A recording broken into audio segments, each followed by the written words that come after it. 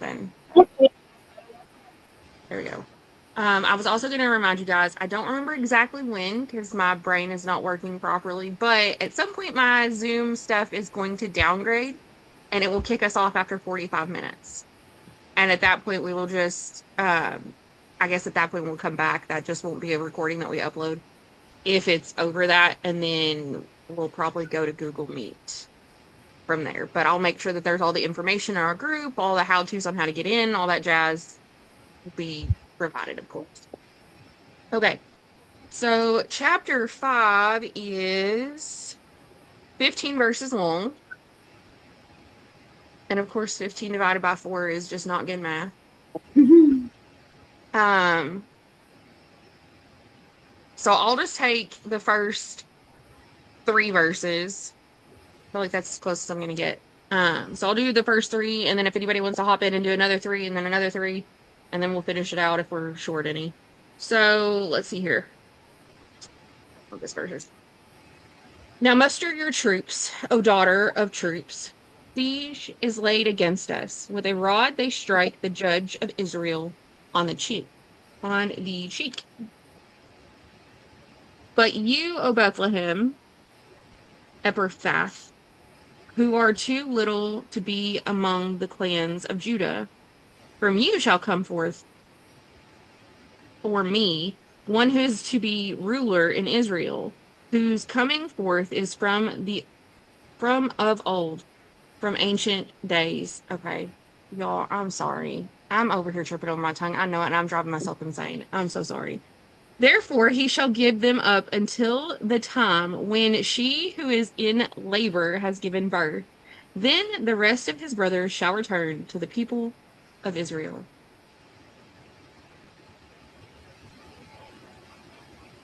He will stand and shepherd his flock in the strength of the Lord, in the majesty of the name of the Lord his God, and they will live securely, for then his greatness will reach to the ends of the earth, and he will be their peace. When the Assyrian invades our land and marches through our fortresses, we will raise against him 7 shepherds, even 8 leaders of men. They will rule the land of Assyria with the sword, the land of Nimrod with drawn sword. He will deliver us from the Assyrian when he invades our land and marches into our borders. The remnant of Jacob will be in the midst of many people, like dew from the Lord, like showers on the grass, which do not wait for man or linger for mankind. The remnant of Jacob will be among the nations in the midst of many people, like a lion among the beasts of the forest, like a young lion among flocks of sheep, which mauls and mangles as it goes, and no one can rescue. Your hand will be lifted up in triumph over your enemies, and all your foes will be destroyed. In that day, declares the Lord, I will destroy your horses from among you and demolish your chariots.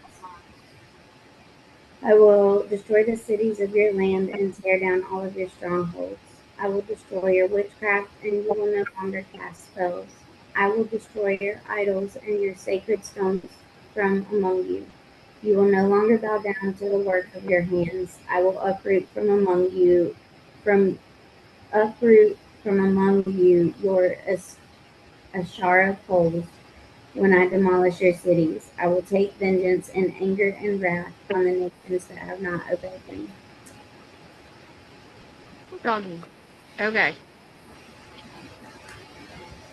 So we remember this is the prophet speaking to the Jewish people, not to pagans,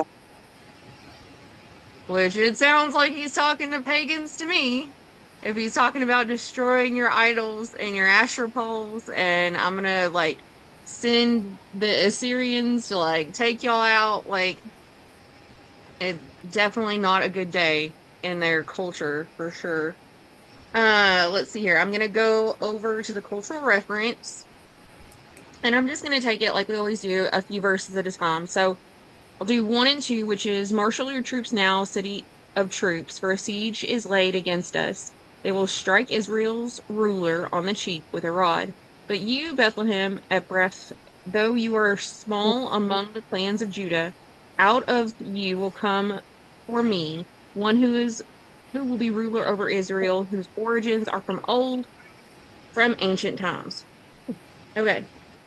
So culturally, to strike on the cheek was a common biblical idea signifying humiliation and disrespect. So he's saying that he is sending someone else to strike the rulers of Israel on the cheek. He's going to put them to shame, right? March your troops now, city of troops. I will strike Israel's ruler on the cheek with a rod. Oh my gosh. Okay. Sorry. Get there. This verse is a close parallel to verse 9:11, where Zion suffers before deliverance.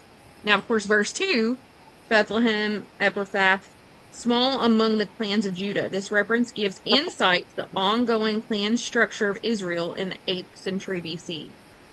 Bethlehem, we'll see where it's saying, but a ruler will come from Bethlehem. So this is talking about Jesus even then, which we know because we just listened last week to him talking about the whole, millennial reign and all that fun stuff. But that Bethlehem is located 5 miles south of Jerusalem and has been home to Jesse and his son, notably David. Ephrathah is a clan name claimed by some of the inhabitants of Bethlehem.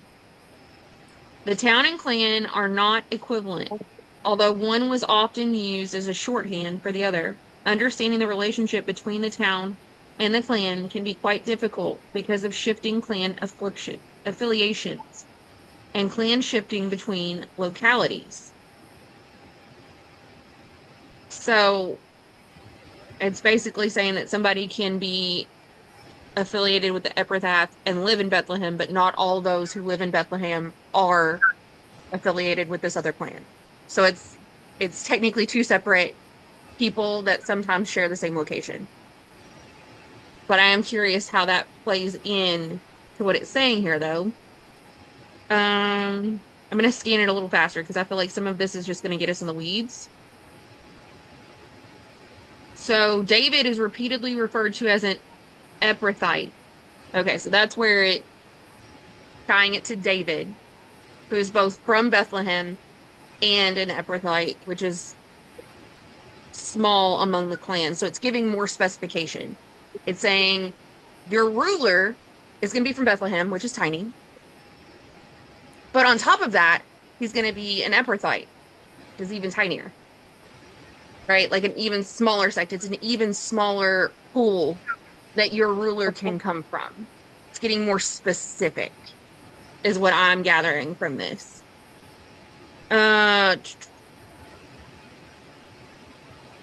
So David could be amalgamated, which is just a fun word of like associated with both the town and the clan.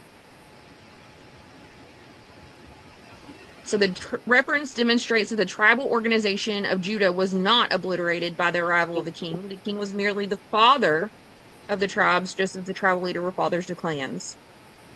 Yeah, that gets me in weeds. I'm not going to worry about that. It is clear Micah is referring to a new Davidic king here, but he could have done this by just merely referring to Bethlehem.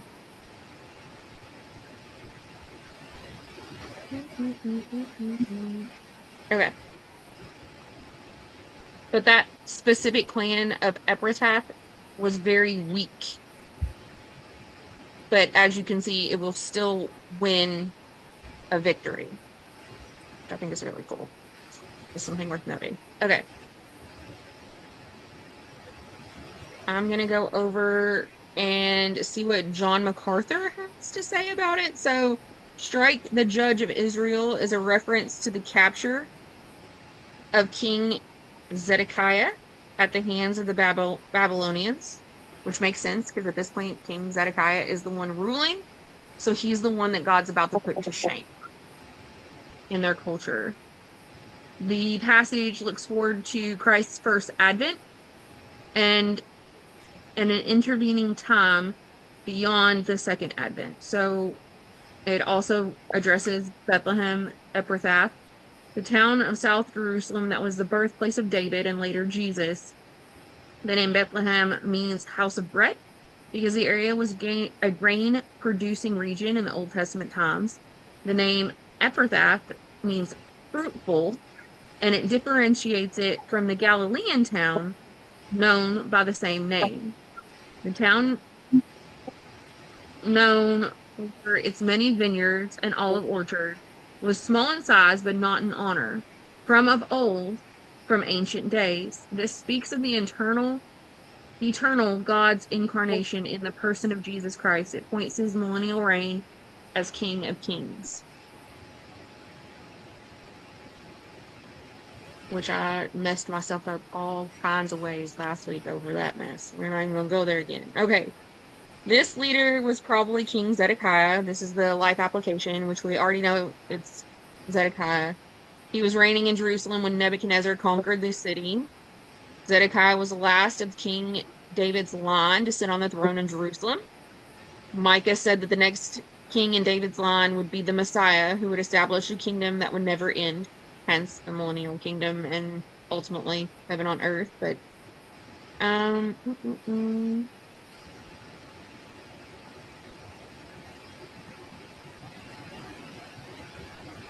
Yeah, so it just goes into the exact same things we already know. So I'm going to continue moving on.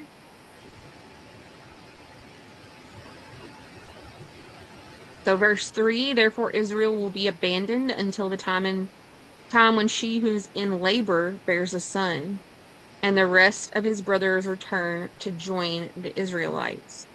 He will stand a shepherd and shepherd his flock in the strength of the Lord, in the majesty of the name of Lord his God, and they will live securely, for then his greatness will reach to the ends of the earth. And that's relatively clear, but let's see what they've got on that. So in the application, or sorry, the cultural reference to shepherd his flock, which is a phrase that is clear overtones to the earthly life of David himself, which we know who was a shepherd. We also know Jesus is this shepherd. It was also a stock phrase used by Egyptian and Mesopotamian kings. What is this reference about a stock phrase? So it tells me to see note on Ezekiel 34:2, and I'm curious enough to want to know. Ezekiel.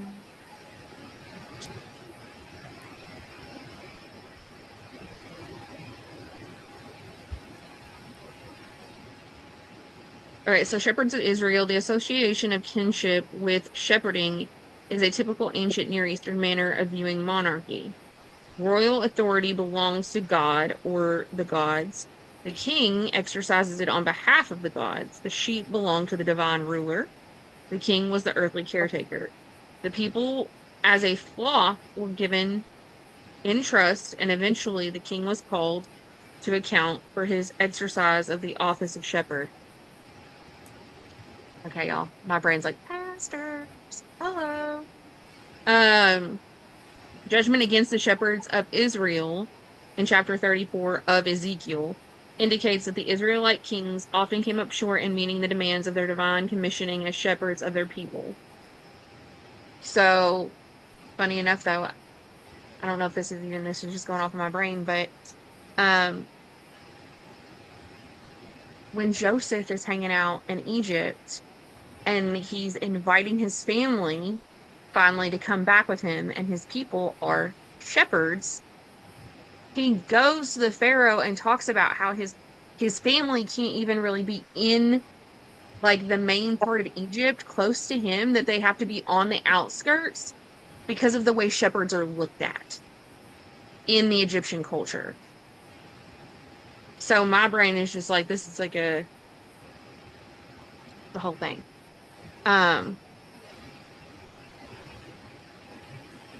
if taking on the idea of a shepherd truly meaning that they're supposed to shepherd the flock, that it's not always something that the world is going to look at in a place of honor or in a place of understanding. Like if the shepherds in Egypt had to be outside because it was considered like dirty, nasty work. Like, I don't know if you've ever been in a barn. It's not the most pleasant of places at all times to want to hang out. Um, but then here, of course, we know that God is saying that the Savior is coming from this very humble job. That was also David's start, which is pretty dang amazing. Um, mm-mm. So this verse, we went through verse 5. So in the life application, this chapter provides one of the clearest Old Testament prophecies of the coming Jesus Christ to earth. The key descriptive statement is he will be the source of peace. In one of Jesus's final talks, he said, I am leaving you with a gift, peace of mind and heart. And the peace I give you is a gift the world cannot give. So do not be troubled or afraid. Because of his first coming, we can experience peace with God with no more fear of judgment, no more conflict and guilt. Jesus' peace gives us assurance, even though war continues. And at his second coming, all wars and weapons will be destroyed.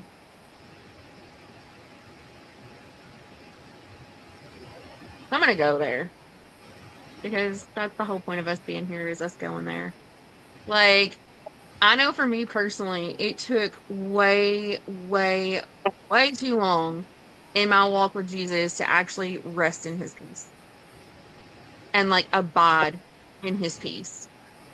And it is an ongoing, never ending battle, I'm pretty sure, as I sit here and fuss over and fret over numbers and coordinations and, dishes. And, my husband left an entire chicken I cooked out overnight. I was woke up at 7 a.m. to that on the counter and was like, bruh. Like, so there's all kinds of opportunities for us to lose the peace that we're given through Christ. But it's never anything that somebody can just take away from us because it's a gift that was given by God. We have to willingly let it go and willingly turn it over. I know how I am.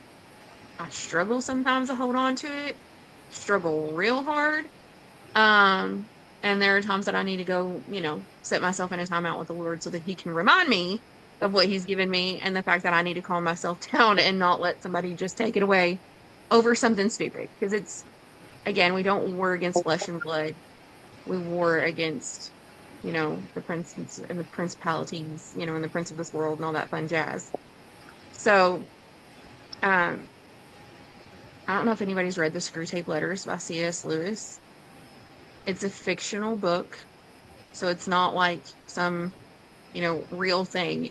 But in this book, it is a letter or letters back and forth from a demon uncle and his demon nephew. And his nephew is trying to get this guy's soul.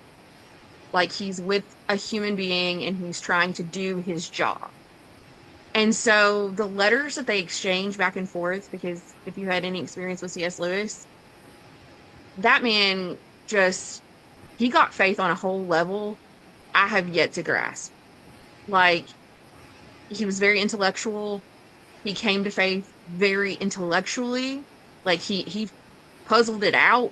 He wrestled with God super hard. He denied the faith for like a very good portion of his life until later coming. But that book was so eye-opening for me in the aspect of the nephew writes Screw Tape, his uncle, and says, oh no, he's going to church. Like, I've lost. And he responds back with, that's fine. It's fine. You haven't lost. Let him go. It's totally fine to let him go. Just make sure while he's there, he's focused on the annoying voice of the person singing next to him. Never let him focus on the true reason he's there. And all's not lost. And I'm like, Oh no, man, like these are things that you don't even ever really think about that truly do. I mean, it steals your peace if you're sitting there in the house of God, like, all fretting over somebody else, praising the Lord too loudly for your likings or, out of tune, whatever. So it's just like, I cannot recommend that book enough. Screw Tape Letters. It's wild. And it's really like, I have to read it in a British accent. That's gonna sound crazy, but like, I can't understand him. He was British, okay? So like I can't understand him. He was like, I don't know, I think he lived in like the 50s or something. So it's like an older style and he's British and he went to Oxford and all the stuff. And so if you read it in a British accent, I swear it helps. Like I had to try to read that book like 3 different times. The third time when I did it pretending I was British, it totally made a lot more sense, okay? Don't knock it till you try it. The Lord knows. It's like whatever works, okay? Anyway, so on the MacArthur, on verse 4 and 5, he says the millennial rule of Christ sitting up upon the throne of David, which we already know. Assyria, God instructs judgment against Israel and Judah. Here it is used as a representative of enemy nations in opposition to the Lord. So I don't know, like, if anybody else finds it totally crazy that God uses pagans. God uses his enemies to pronounce judgment and discipline on his children. So my brain immediately goes to the times in my life that, like, I know for a fact somebody's not in Christ and they pop off and come at me. And how many times do I check myself before I respond to that? Because sometimes it could be God's correction coming to you from what you view as an enemy, because they're God's enemy if they're not Christian, but it does not always make them wrong. Like, that's the messed up thing. So, like, always being humble enough to accept correction, no matter what form it's delivered to you in, no matter who the messenger is. I wouldn't take advice from someone who wasn't Christian. That gets you in a whole world of trouble. But if somebody like comes up and wrecks your day, it might be the Lord needing to come up and wreck your day. Which is what he clearly did to his people here, having enemies come at them. 7:8. So what is that? Verse 5. Raise against shepherds, 7 shepherds and 8 princes of men. Then we will rise against 7 shepherds and 8 princes of men. So wonderful. Okay, so 7:8 is an idiom for a full and sufficient number of leaders, more than enough for the task. So he's letting you know when Assyria comes into our land and treads in our palaces, then we will rise against him. 7 shepherds and 8 princes of men. So you're going to overcome it, and you're going to have enough people to do so. I would assume that they probably didn't think they would in that moment, and they would look back to the scripture and see that God had them covered. Verse 6, over here, because this one seems to be easier for me to read without tripping over myself. Who ruled the land of Assyria with the sword, the land of Nimrod with drawn sword. He will deliver us from the Assyrians when they invade our land and march across our borders. Okay. So if they're going to have sufficient and complete number of people to overcome Assyria, they're going to be delivered by this specific shepherd that's coming. And then it goes on talking about the remnant of Jacob will be in the midst of many peoples, like dew from the Lord, like showers on the grass, which do not wait for anyone or depend on man. The remnant of Jacob will be among the nations, in the midst of many people. So we're going back to the like imagery of the Battle of Armageddon, the Revelation tie-in. We're back to talking about a future thing that's going to happen. Like, we know for a fact that they got conquered at their time. But when you start talking about the remnant of Jacob in the midst of many people, and like this is oh, sorry. This is that same imagery though. The land of Nimrod is another name for Assyria. In this case, a symbol of all evil nations in the world.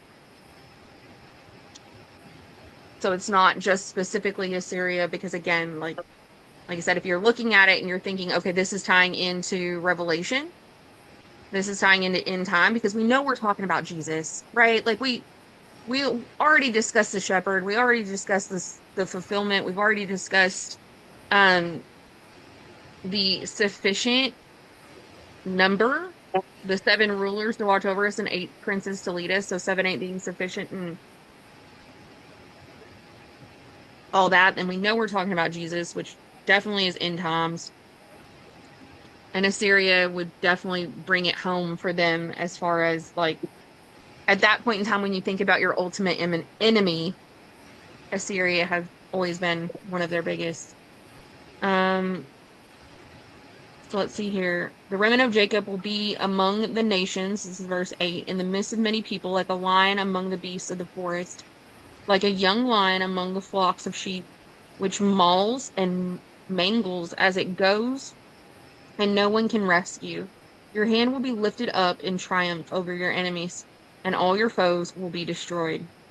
The only time all of their foes are ever going to be destroyed is when Christ comes back. The enemy will never stop going after the people of God. Even Jewish people, like, I don't know what is going on in our church today. I understand that there are 2 types of Jews in the world today. There's the Church of Satan, which are Jewish, and there are the remnant. There are people that are Jewish descent that still follow God, the one true God, Yahweh. They do. You cannot throw out the baby with the bathwater. There's no way for me to know which one's which and like determine and like make any kind of judgment. God knows, and he's going to take care of every bit of it. But you can guarantee he's going to save his people. He said it, he's going to do it. And all of their foes, again, this is to Jewish people, all of their foes will be destroyed. In that day, declares the Lord, I will destroy your horses from among you and demolish your chariots. I will destroy your cities of your land and tear down all of your strongholds. I will destroy your witchcraft. You will no longer cast spells. I will destroy your idols and your sacred stones from among you. You will no longer bow down to the work of your hands. I will uproot from among you your Asherah poles. When I demolish your cities, I will take vengeance and anger and wrath on the nations that have not obeyed me.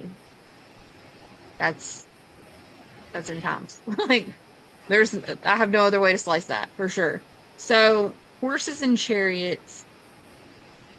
Sorry, verses 5 through 10, or sorry, 10 through 15. These verses list a series of things that ancient Israelites would have relied upon instead of God. Horses and chariots were the premier offensive weaponry of an 8th century BC army, aka this is you relying on your own strength. You got your horses and chariots, you think your military's strong, you think you're undefeatable. Guess what? I'm going to destroy it all. Like, I'm going to deal with your enemies, but I'm also dealing with you. You notice that he went from talking about what he's going to do to his enemies, but then he's going on and talking about, but now I'm going to deal with you as soon as I deal with them, which is an interesting thought that maybe that's the millennial reign. I always wondered why there was like a millennial reign. Like, why would it not just be you defeated the devil, heaven on earth, end of discussion? But like, why this 1,000-year in between period?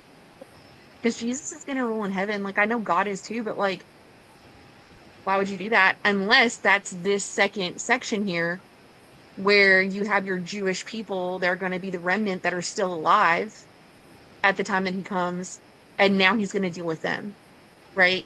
Because I think, Jennifer, didn't you send me that article or something about how in the millennial reign, I don't have my phone in front of me, but um that not everybody's going to be forced to follow Jesus?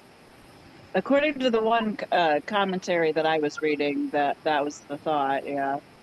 Which, again, it would make sense if he says here, I'm going to destroy all your enemies, right? All my enemies are going to be destroyed. Cool. That's Battle of Armageddon. He comes, he destroys all the enemies. And then he turns around and he destroys their chariots. Basically, you guys have no military anymore. Like, you have no means to defend yourself because you don't need to defend yourself. You need to learn how to rely on me. I will destroy the cities of your land and tear down all your strongholds. Strongholds are defensive points. These are military style things. I will destroy your witchcraft. Hello?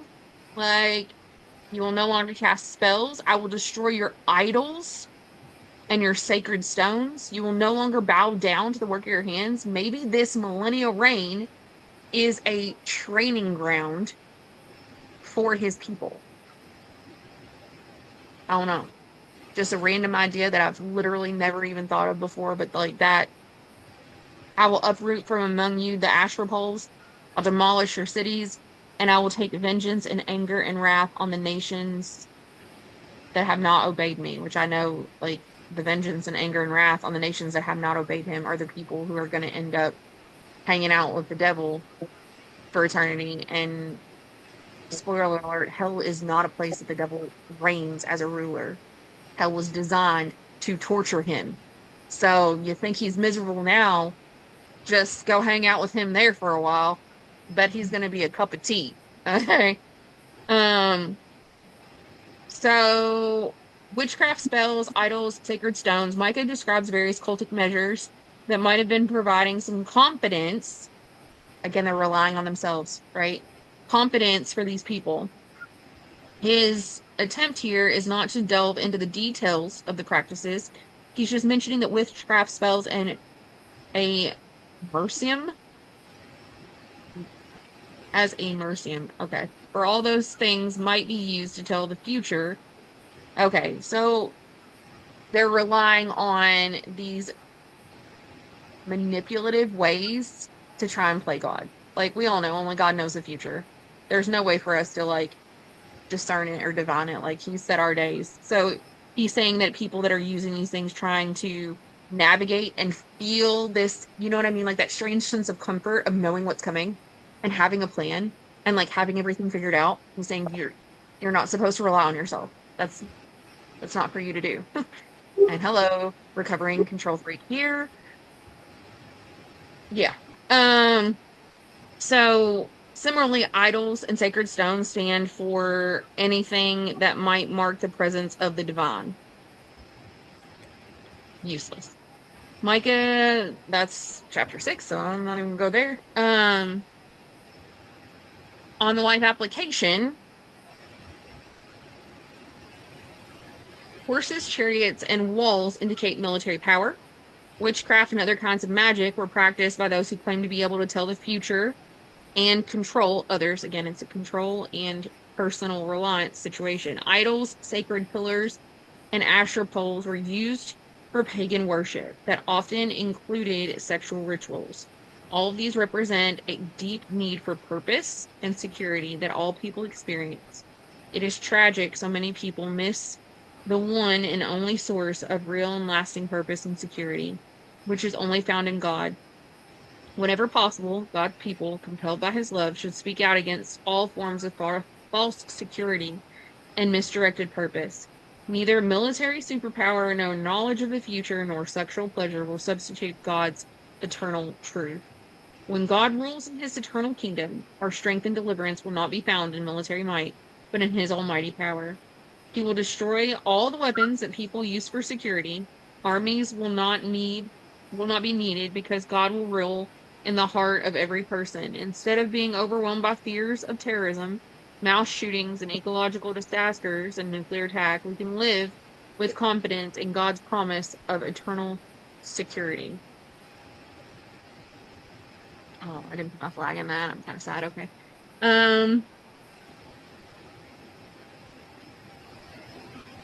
So 7 through 9 in the footnotes of MacArthur says Israel's presence in the midst of many peoples would be to some a source of blessing, which we know like when Israel's blessed, everyone around them gets blessed. It's just, an overflowing of being close. But to others, they would be like a lion, a source of fear and destruction, which you see throughout the Old Testament when people see them growing and everything, and then they start to fear them.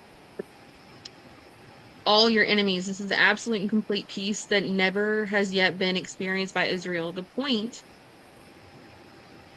This points to the millennial kingdom when the Prince of Peace shall reign, having conquered the nations. Again, it's wild. It's Jesus coming as the conqueror that they thought he was going to come as the first time. The first time he came as a sacrifice, they were not expecting a sacrifice. They were expecting a king, a conqueror, a military leader who was going to rule and dispel Rome. That's what they thought was coming. So in his second coming, that's exactly what they're going to get. And I think that'll, unfortunately, a lot of them are going to be very unpleasantly surprised. I don't think they realize what they asked for, especially when they've spent their entire life denying him. Like, don't get me wrong, I know he loves them. I know he's got that, but I do not want to have that conversation myself with him, and I do not, I kind of pity them for having to. But the future kingdom is in view. Israel had been forgiven or forbidden. Oh my goodness. The future kingdom is in view. Israel had been forbidden the use of Calvary. And it says Deuteronomy 17:16. Least they trust earthly forces rather than God. God will remove all implements in which they trust, so the people, stripped of all human resources, rest only on Him. War instruments will have no place in that time of peace. Okay, it's driving me nuts. Deuteronomy 17:16. Now I know he hardened the hearts of his people to bring the Gentiles in. So there were going to be Jewish people that didn't see Christ for who he was, so that the message could then go out to pagan nations and not just be for the Jews, right? But I don't know what he means by forbidden. Israel had been forbidden the use of Calvary. Deuteronomy 17:16.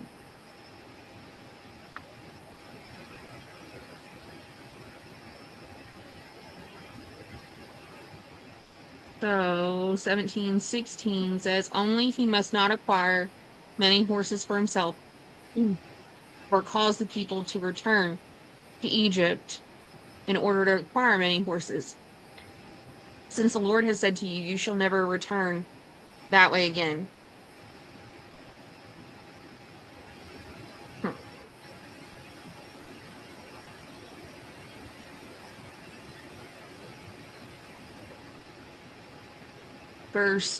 Micah 5, verse 10, in that day, declares the Lord, I will cut off your horses from among you, and I will destroy your chariots.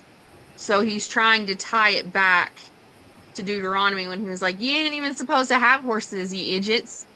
I already told you no. You're not even supposed to have these. I don't know how that means that they were cut off from Calvary. Oh, my brain, Lord help me. Cavalry as in horses, like Calvary as in military cavalry, not like Calgary, like the hill that Jesus died on. Lord help me. I'm sorry. That was 110% my poor brain that went off on some weird rabbit trail. Thank you for finally helping me get that. Oh, man. Okay. God will remove all implements in which they trust in people, strip of all resources, rest only on Him. That makes sense. So He's going to cut off the cities, strongholds. Continuing throughout from verse 10, fortified cities were designed for defense. Their strength tempted people to put their trust in them rather than God alone. How many times have you locked your door at night and felt so much comfort because you know that door is locked? Like, ain't nobody gonna get to me. My door's locked. And when you wake up in the morning, you realize you didn't lock your door, and you immediately go, "Oh Lord, thank you for not sending somebody in here to kill me in my sleep." Like, that's what he's talking about. Not saying don't lock your door as a trust in the Lord situation. Just anyway, tempted to put your trust in these things, these defenses, rather than God alone. People live in peace in unwalled villages, which is what is going to come in the millennial reign. The cities are also associated with centers of pagan worship. So that's why he says again that he's going to destroy the cities. And it mentions that multiple times. The cities are associated with pagan worship, the worship of Asherah, which is pretty well known, the goddess of fertility and war. All forms of self-reliance in war and idolatrous worship will be removed so that the nation must rely solely on Christ, their king, for deliverance and worship of him alone.